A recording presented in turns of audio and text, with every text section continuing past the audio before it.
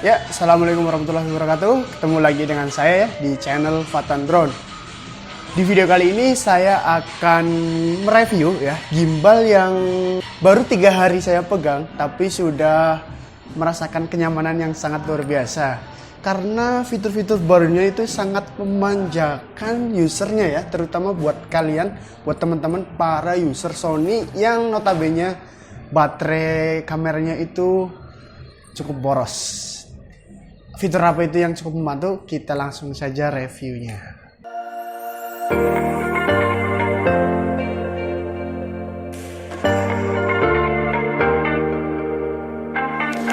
Oke, sebelum masuk ke fitur yang saya maksud tadi, kita bahas dulu tentang gimbal ini sekilas ya. Build quality dari gimbal ini tuh cakep guys, nggak kalah sama gimbal saya sebelumnya. Saya sebelumnya pakai Ronin SC sih. Terus lihat review-review ini ternyata, wih, menarik juga nih gitu. Jadi saya putuskan untuk ngelepas si Ronin yang ganteng itu kesayangan, tapi rada getar-getar dikit sih. Terus ganti ke Mosair Cross 2. Dan kebetulan pada saat saya beli masih kondisinya banyak banget PO ya. Jadi belum tahu kondisinya normalnya kapan. Jadi saya beli, kebetulan ada yang jual baru sebulan, garansi resmi, jadi saya bayar aja gitu. 3 hari kemarin.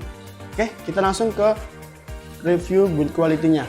Jadi build quality terlihat kokoh ya, dengan LED-nya nih di sini, di roll apa namanya, buat roll apa buat? Roll motor ya. Apa itulah pokoknya itu, ada LED-nya nih, cakep.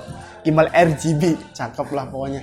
Oh ya, untuk roll motor ini juga bisa kita fungsikan sebagai menggerakkan gimbal juga ya. Ini berarti roll.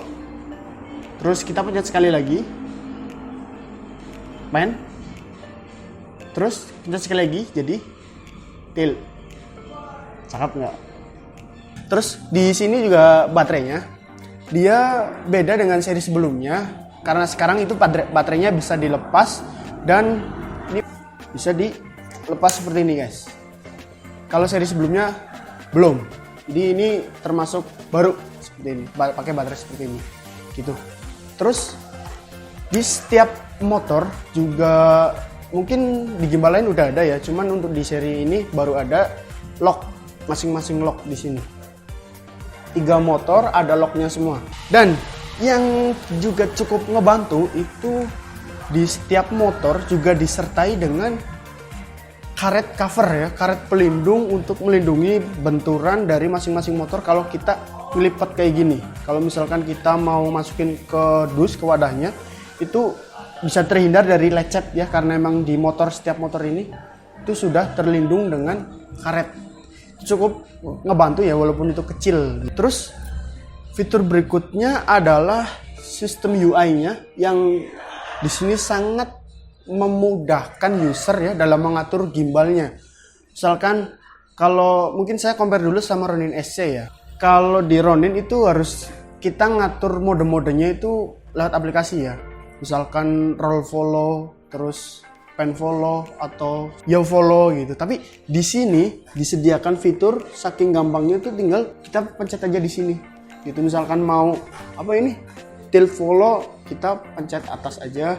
Di sini ada keterangannya huruf F sama L. F berarti follow, L berarti lock gitu. Terus di sini juga ada roll untuk yang kiri ya, di bawah pen follow gitu. Jadi kita bisa setting gampang banget, pokoknya tinggal pencet-pencet aja, nggak usah pakai aplikasi, nggak usah buka HP, nggak usah apa, tinggal pencet-pencet aja. Next fitur berikutnya adalah inception-nya ya. Kalau inception di gimbal saya sebelumnya itu harus mencet throttle ini ya. Tapi di gimbal ini itu dia bisa jalan otomatis dan kita bisa sesuaikan speednya sesuai kebutuhan dengan tanpa masuk ke aplikasi gitu. Jadi bisa langsung di setting di sini. Tuh. Untuk detailnya mungkin nanti ya saya kasih detailnya.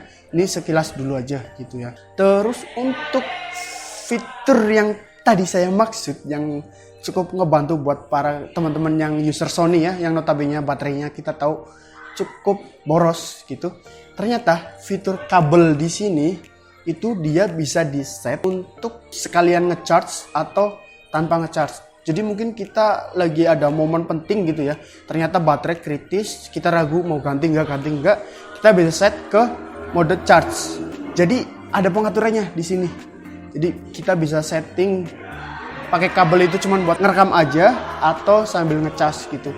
Saya juga baru explore sih, belum banyak. Ini saya akui cukup sangat membantu gitu. Terus fitur yang baru juga itu adalah balancing check ya. Jadi balancing check di sini juga tanpa aplikasi guys. Gak kayak gimbal-gimbal lain pakai aplikasi, ribet buka HP, konekin pakai Bluetooth dan lain-lain. Ini nggak perlu. Terus ada auto tune juga, terus ada pengaturan LED, pokoknya cakep dah. Buat teman-teman yang mungkin nyari gimbal zaman now, recommended banget Moza Air Cross 2.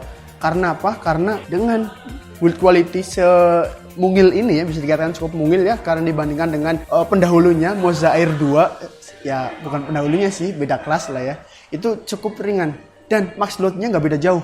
Kalau nggak salah Moza Air 2 itu 4,2 kilo ya, kalau salah tolong diperbaiki ya di komen.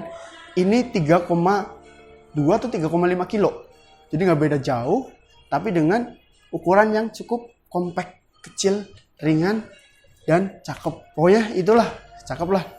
Oh iya, daya tahan baterai untuk gimbal ini normal itu pemakaian klaimnya sih bisa 12 jam. Klaimnya bisa 12 jam. Cuma untuk kalau pemakaian sambil charge, kemarin saya coba itu dari setengah 8 pagi sampai setengah 1 siang, sisa satu LED, sisa satu lampu gitu.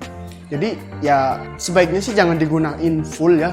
Cukup digunain di momen-momen tertentu aja yang kita mungkin untuk ganti baterai itu ribet gitu, baru kita setting ke mode charge gitu, sambil charge. Jadi kita nggak perlu beli baterai dummy, cukup pakai kabel bawaan dari Moza Air Cross 2.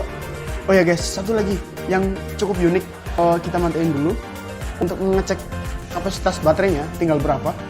Itu kalau di sini ada tulisan check baterai level. Jadi dikocok buat ngecek baterainya gitu, sisa berapa gitu. Ini unik sih. Oke, mungkin itu aja ya sedikit reviewnya. Nanti kita sisipkan footage-nya. Mungkin itu dulu video saya pada kesempatan kali ini. Insya Allah video ke depan saya akan compare Moza Air Cross 2 ya dengan pendahulunya Moza Air Cross 1. Apa aja bedanya? Banyak. Nantikan video saya berikutnya. Oke, sekian. Wassalamualaikum warahmatullahi wabarakatuh. Oh ya, kali ini kita lagi di Diskus Cafe ya. Alamatnya di Jalan Gerilya berapa? Pokoknya nanti saya dicantumin di sini. Gitu. Terima kasih buat Diskus Cafe yang udah ngebolehin tempat ini buat saya ngemeng-ngemeng gak jelas kayak gini.